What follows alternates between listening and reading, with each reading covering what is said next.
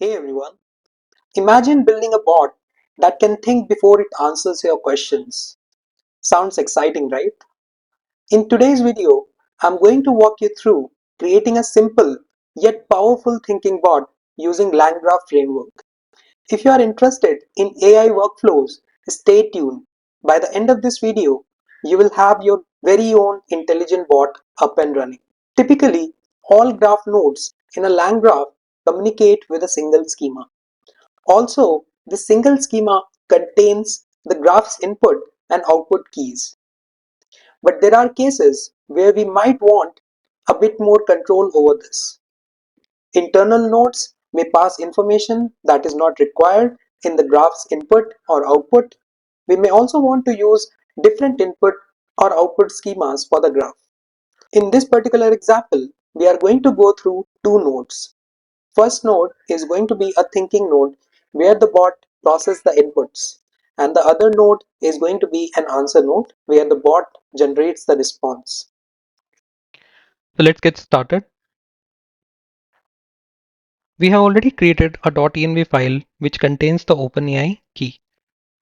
In the same folder, we are going to create a new working file. Let's call it thinkingbot.ipynb. First, we are going to load the environment variables. For that, let's import our load.env function. Let's call it. That's going to import the environment variables from .env file to my notebook. Next, let's import chat OpenAI.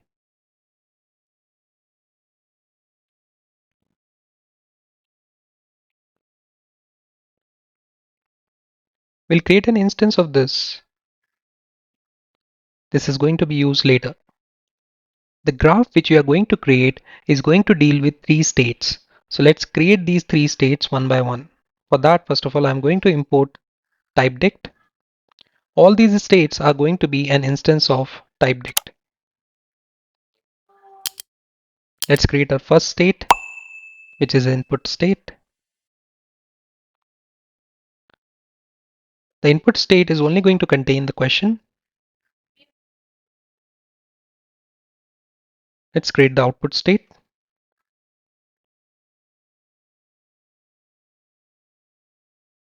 This is only going to contain the final answer. And in between, we are going to have our overall state.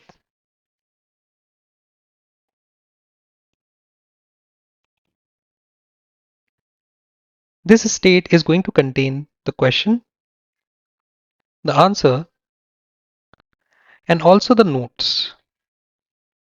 We will talk about what exactly notes is. Let's run this cell. After that, we will create an instance of state graph. For that, I'm going to import state graph from langgraph.graph state graph. Let's also import the start and end state as well. Let's create an instance of state graph with an overall state, the input state, and the output state.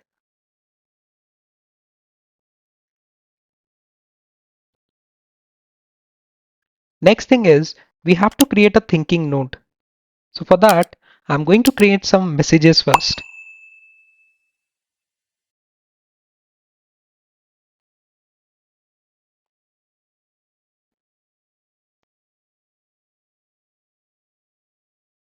Let's create a system message.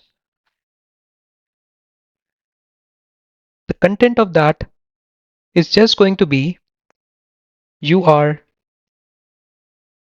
helpful assistant, which helps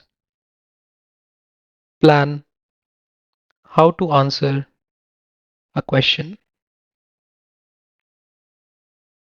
We are going to create a function which is going to act like a node. This function is going to take the input state as an input, and it is going to result into overall state.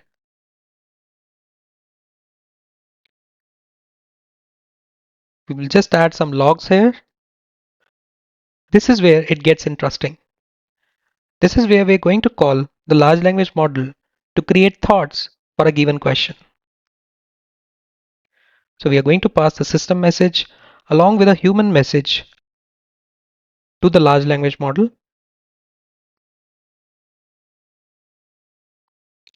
where the human message is going to be created with a question being asked by the user.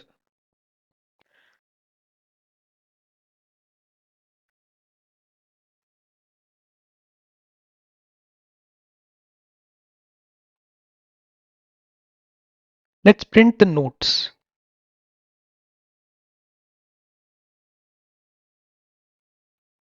And then finally, we are just going to return three keys from this function, which is going to represent our overall state, which is going to contain the answer. In this case, we can just keep this as empty. Inside the notes, we are going to put the notes which we have got from the large language model, and the question is something which we are going to copy as it is. Let's run this. Now we are going to add this function as a node inside the graph.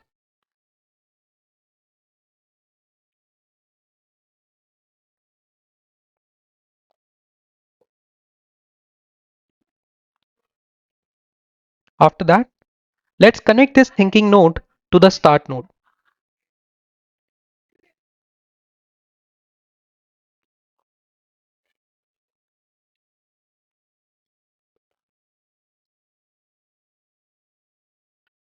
Next, we have to create another function which is going to act like another node. Let's call it answer node. It's going to take the overall state being returned by the thinking node,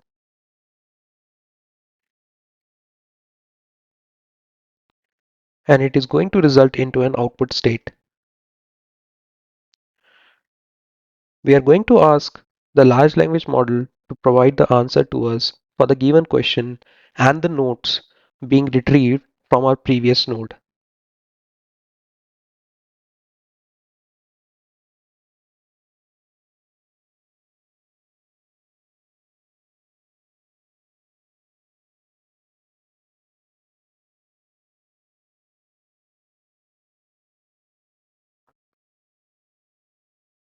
And then we are just going to pass the answer in the output like this.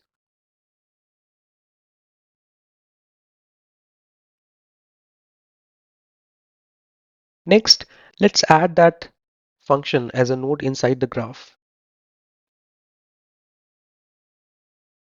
Let's call it answer node.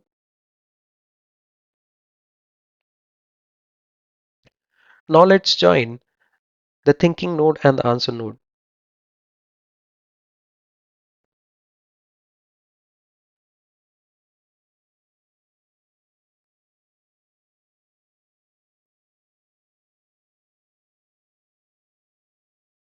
And the answer node to the end.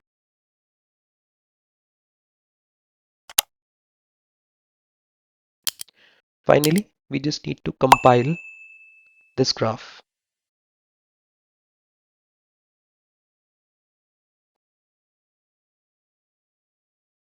Let's look at this. So this is how our graph is going to look like. So any question which is going to be asked to this graph is first going to go through the thinking node, which is going to produce some thought process how to answer that question. And then the answer node is going to produce the answer looking at the notes as well as the question.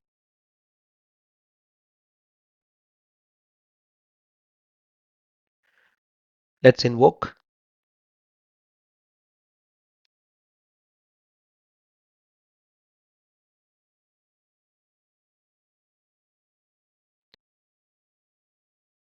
I have 4 apples. I ate one. I gave two to my friend. My friend only ate one and returned one back. How many apples I am left with. So I'm not trying to give a simple question. I'm trying to give a little twisted question to the bot.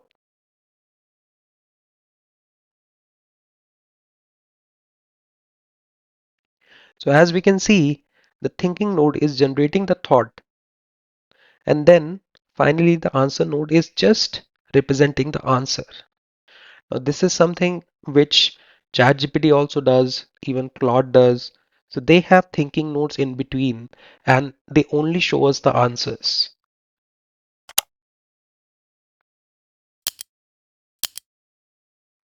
And that's it. You have successfully built a simple thinking bot using LangGraph. This foundational structure can be expanded to create more complex workflows, enhancing your AI's intelligence. If you found this tutorial helpful, give it a thumbs up and let me know in the comments what you would like to see next. Don't forget to subscribe, and I'll catch you in the next video.